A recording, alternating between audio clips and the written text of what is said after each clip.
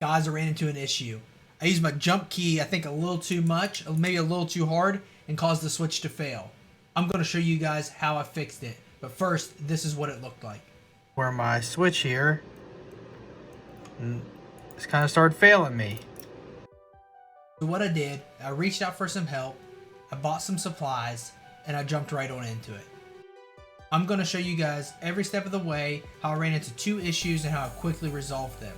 If I had to do this all over again, I know I could do it in under an hour. This process took me about an hour and a half to 2 hours, but I stopped along the way to watch videos on guidance on soldering.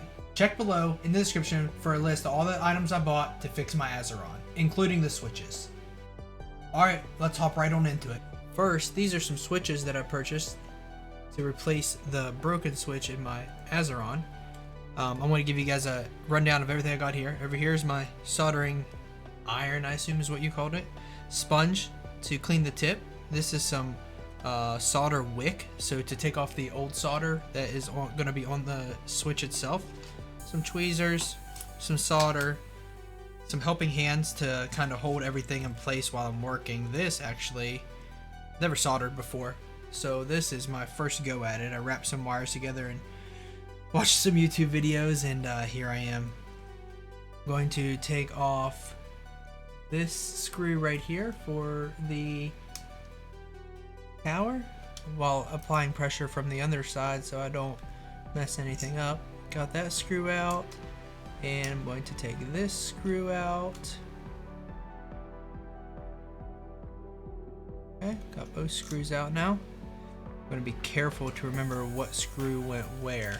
So next thing I need to do is I need to take out the pads themselves. Oh, again, just to keep track of where everything's at, I'm going to lay the screws in order up here for me. Take off the pads. I'm going to try to leave the screws in the one side of the Azeron here where I'm taking off the pads. I'd rather not take the screws completely out. I will if I have to. I've done that when I was actually doing the mods on the pad, but I hope in this case I'm not. So I'll fast forward to just me taking out each individual screw here. Take out each individual screw here and take off each pad, and then I'll take off these 3 screws and open it up. So I'm going to go ahead and pause it for now, and I'll come back after I get the 3 screws out. So as you can see, I have each pad out of the Azeron while maintaining to try to keep these screws still in the side there, just to keep track so it's easier for me to remember what screw goes where. Again, if you want to take them all out, just make sure you label, just so you know each screw fits back in its specific hole. Okay, now I'm going to take out these 3 screws that are keeping this tower held together. Okay, so I've taken off the top piece here and exposed the wires in the bottom, and I will be replacing the bottom switch here. So we'll take a good look at this, maybe take a picture with my phone.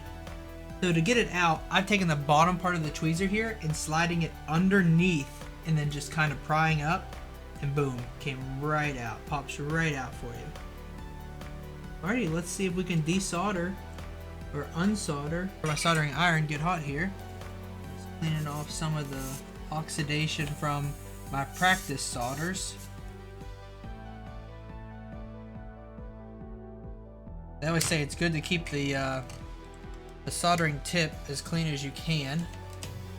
Sorry, I got a little technical difficulties here. Okay, so I got my soldering wick right here, and someone said along the way that it's not bad to put a little bit of tin on the soldering wick itself to get it started. So I'm going to do that.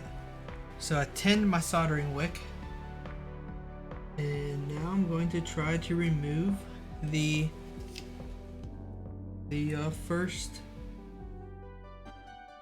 solder over here.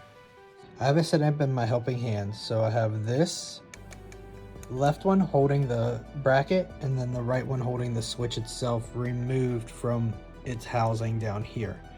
So the first thing I'm going to do is I'm going to hold my soldering iron to this and use my soldering wick to wick away this solder, And then I'm going to repeat the same thing over here. Hold my soldering iron to this and then wick away using my solder wick. I'm going to do that by touching it and using the wick here, get it. And it looks like that came off pretty easily. Let's try the next one. Put the soldering wick, put it down below this time. Kind of heat up the tip here. And try to wick away some of this solder. And again, it wicked away pretty nicely. So, that's that. I'm going to show you guys what it looks like after wicking away the old solder. Here's a video of the solder, the desoldering, and I use the soldering wick here and then just heated up the welds with the soldering iron. Okay, now that we've got the old switch removed here, we'll go ahead and take the old one, the one that you could tell it's really broken. Like, it makes no sound when I try to click it. I hear nothing at all. It's definitely on its way out. So I'll take one of the new switches here that I purchased, and we'll try to put it back together.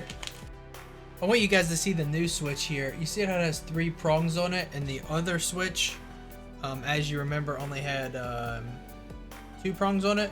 So we'll have to remove one of these prongs. I just lined them up to fit perfectly to realize which prong needs to come off. There'll be the prong there on the far left. Okay, I'm at the process now where we're going to be soldering it back on. As you can tell here, I'm going to start with the black wire. I've went ahead and lined the black wire up to where I'm going to solder, and I'm going to bring the soldering gun from the bottom here and then drop the solder on top. Okay guys, so what I've done here is I went ahead and added a little piece of tape here to hold this black wire close to the edge, or sorry, close to the metal prong. I'm going to try to come from underneath and touch the prong with my soldering iron and then drop some solder right on the tip there. Just need a little bit just to have a hot weld. I want to try not to avoid any cold welds. So again, this is very difficult because I don't want to melt any other wires while I'm here. So I'm heating up this prong, and it seems to be, I got a nice little weld there. I'm going to zoom in a little bit more just to make sure that it's fine, but yeah, that looks to be about enough. That looks like a pretty nice hot weld. Hey guys, I've set up my helping hands to hold that purple wire right over top of the prong. It almost looks like it's soldered right now, but it is not. I'm about to go ahead and solder it. Just a reminder, I would always do the wire that's more internal and then work your way out. That way I'm not working over top of, for example, the purple wire in this case. So I'm gonna go ahead and grab my soldering iron, apply a little bit of heat here on the other underside of it. And as soon as I get that thing heated up enough, I'm gonna put some solder on it and see if it'll just drip right on there. There we go, a little bit more. And I think I got myself a nice little bead of solder on that. And again, I heated up the prong and then put the solder on the wire side, just so I knew that it was hot completely thoroughly. So unfortunately guys, I cannot get this to fit into this slot down here. So I think I'm gonna have to file down the edge here to make it so it will slide into this slot right here.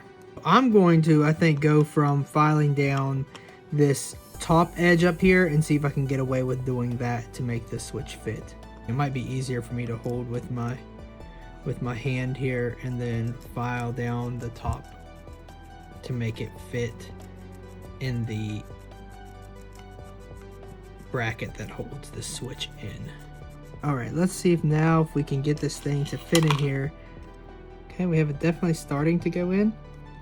It's just not wanting to properly seat itself, I don't believe. So I'm going to check over here on this side and see if there's something hanging up. I will definitely want this thing to fit in here pretty flush as well. Okay, that went in fine, that went in fine. Alright, I think we have it. I think it's in here fine. One thing I wish I would have done beforehand is check to see if it's actually working, but now that we have it in here, we can definitely give it a good shot and make sure that we didn't. One other thing we want to make sure is we didn't knock anything else loose. You know, we don't want to have any other problems from trying to fix one problem, right? So we'll check every switch on this tower and make sure that they're all working appropriately. Okay, so I have the switches here. I'm going to press each switch on my screen to make sure that it's working properly. Alright, that one's working. That one's working. Z's working. Okay, this is the one I replaced. If X is working, we've successfully... Yay, we did it. Oh my gosh, I'm so happy. I can't tell you guys how happy I am with Azeron, their tech support, their customer support, and definitely Cardiac. Thank you guys. We're going to go ahead and put everything back together just the way we found it. We'll make sure that we have all these cords tucked back in the way that they were. We don't want any screw cutting through them or messing up anything over here. So we'll make sure all these are put back the way that we found them. We'll go ahead and put the top back on and put the 3 screws back in. Top, making sure again everything fit flush. Nothing was pinching when I put it back together. This is the easy part. Okay, so the only hiccup I have is I cannot screw in the screw all the way. If I screw it in all the way, it causes a depress. To solve the issue with not being able to completely screw in the screw to hold this pad, I'm going to just file down this pad a little bit here so it'll fit that a little bit better. So I just have a metal file here, and I'm just going to try to just file this down as much as I can without causing too much, because you can definitely take away as much as you want, but you can't give back what you don't got. So I'm going to just file this down enough where I feel like it'll fit a little bit better. With just a little bit of filing down, I was able to make it fit properly. I was able to screw the screw all the way in. So we're back to just being able to put it back on the tower and get back to gaming. Final step is just to attach the tower back to here with these 2 screws that you took out the first time. Okay guys, we're done. We were able to put the Azeron back together. Everything's working fine, just like the day it was made.